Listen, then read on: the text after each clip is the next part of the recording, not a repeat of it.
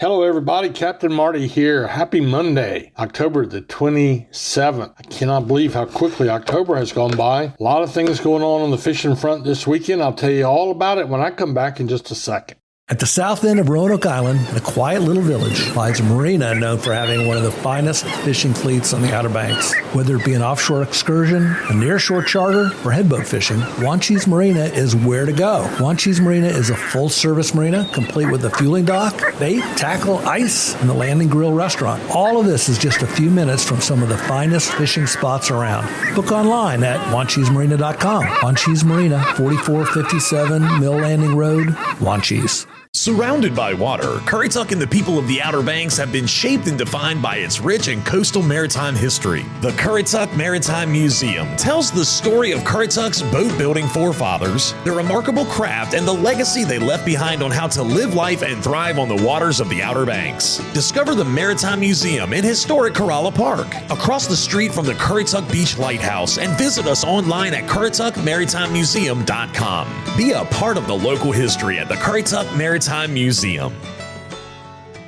So there were fish everywhere, some places better than others. Let's start with Hatteras, like we always do. Offshore fleet had a variety day again yesterday. This is what they do really well in Hatteras. And king mackerel, and I'm loving the king mackerel reports. They don't get much credit, much glory, but I would love to have a piece of fresh king mackerel for dinner tonight. And there's about 8 different ways I could fix it before you turn your nose up, because the word mackerel is in there. Don't be too proud, because look, you can't always have snapper and grouper. At king mackerel fresh caught, Spanish mackerel fresh caught, really good eating. So you just got to know how to cook it, not dry it out. They had a couple of 40-pound wahoos down there. They had some false albacore, which is a cousin to the tuna, usually cut up for bait in our neck of the woods. Really dark blood red, but a really strong fish and fun to catch too. They had a barracuda. I don't think we've talked about a barracuda all year, and one sailfish down that way, and a couple of the boats dropped up inside and did a little sea bass fishing on the bottom. At Oregon Inlet,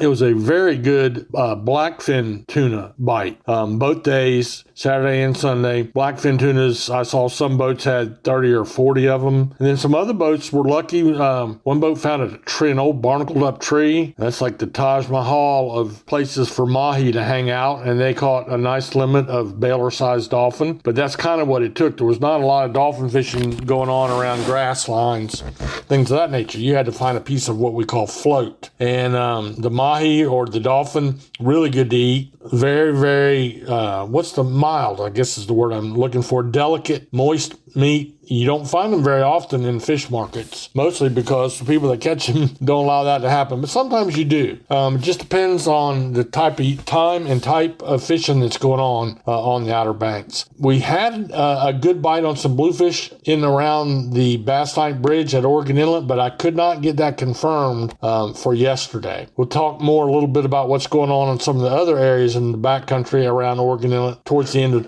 today's report. Pier fishing, a lot going on. Avon Pier had a really good bite on some big bluefish. Jeanette's Pier, a nice variety of bottom fish and mixed size drum. Almost all the piers are catching the drum, the yearlings, the puppies, and then those up there in that 45 to 50 inch range. We'll talk more about them in the surf report here in just a moment. But there was pier fishing every day. There's a few of these big drum being caught. As far as the surf, the drum are down on Hatteras Island. They're at Cape Point. They're all up and down the beach. Again, it's not like an epicenter of places to go. The point, obviously, is you're going to be your first pick, but it's not the only pick. And so they've been doing really good down there with a good drum bite on Hatteras Island. Been very, very good. We'll take a little break, and then we'll come back and talk about the backcountry, and I'll also tell you about a few things about the North Carolina Beach Buggy Association tournament, and we'll talk a little more about the drum in just a moment. When it comes to general maintenance or major modifications on your diesel vehicle, look no further than Wanchese Off-Road Diesel Performance in Kill Devil Hills. Master Mechanic Ryan Walker developed the plan for having his own auto shop over 20 years ago, and today he owns the premium diesel performance powerhouse of the Outer Banks. To have him and his crew take a look under your hood, give him a call today at 252-715-0025 or find him on social media. Wanchi's Off-Road Diesel Performance, the diesel performance powerhouse of the Outer Banks. If you're wondering what's going on there on Little Bridge on the Manio-Nags Head Causeway, that's a little bit of a speckled trout bite. We noticed when the blow was here a few days ago, when there's nowhere else to go, that place filled up. Now we're back to the regulars, more or less, and I'm trying to find out what is going on there, but it's mostly a few speckled trout. And that's all anyone would tell me. I don't think they wanted me promoting it too much. We did have boats in the backcountry out of Hatteras yesterday. Over the weekend, they had limits of sheephead. They're doing really good on the sheephead fishing, both around the inlet and back in the sound. And they had some gray trout as well as some speckled trout in their catches too. And speckled trout is the deal right now. All that big drum bite we had 2-3 weeks ago, I'm not saying you're not going to catch a big drum. There might be somebody out there bailing them, but it's all about the speckled trout right now. I know Ricky Radcliffe over in Belhaven is really probably happy as a clam. This is his time of year, and that's what he loves to fish for. Gray Davis at Hide Guide, same thing. These guys are really doing well on the speckled trout and a few gray trout as well. So that might be something to keep in mind, especially if you're like got the itch and you just really want to go fishing, and maybe right now with the holidays coming on, it's a little expensive to go with a guide. Maybe you don't have a boat. That's no excuse. You can still go fishing. Get your fishing license. Make sure you have a fishing license and go wade fishing like I talk about every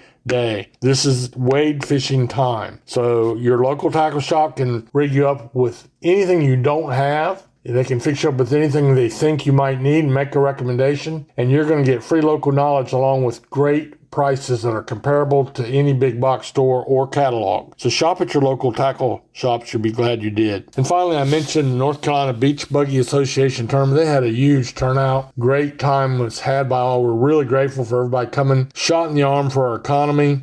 Luckily, the weather held off enough for them to get that in. Big thank you to everybody that participated, especially the volunteers. And it's not in my wheelhouse. I'm not a surf fisherman or a drum fisherman, but I know one thing: those people take it really, really serious. They plan and they get ready and they learn every secret they can and do every bit of detail work that an offshore guy would do to catch the biggest marlin there is. I do understand that kind of fishing, but the surf fishing, it's a league of its own, and they had a great tournament. I would like to mention the largest overall, if I have this correctly, looking at their scoreboard, the largest overall red drum was 49.75 inches by Mildred Ritter. And the second place looks like it went to Mike Evans with a 49.5 inch red drum. Now those are the big boys. Those are the great big boys. So you haul a fish like that in off the surf, you done something you can tell your grandkids about. So congratulations to them. Congratulations to the winner in the youth category, Andrew Hurst, with a 48.5 inch drum. Really a great event down on Hatteras Island. Frank and Fran's really heavily involved with that and do a great job. So that's about it for the report for today. We'll roll into Halloween, and hopefully your trick or treats will include a sea mullet, maybe a bluefish. Hope you have a great day. May the good Lord bless you.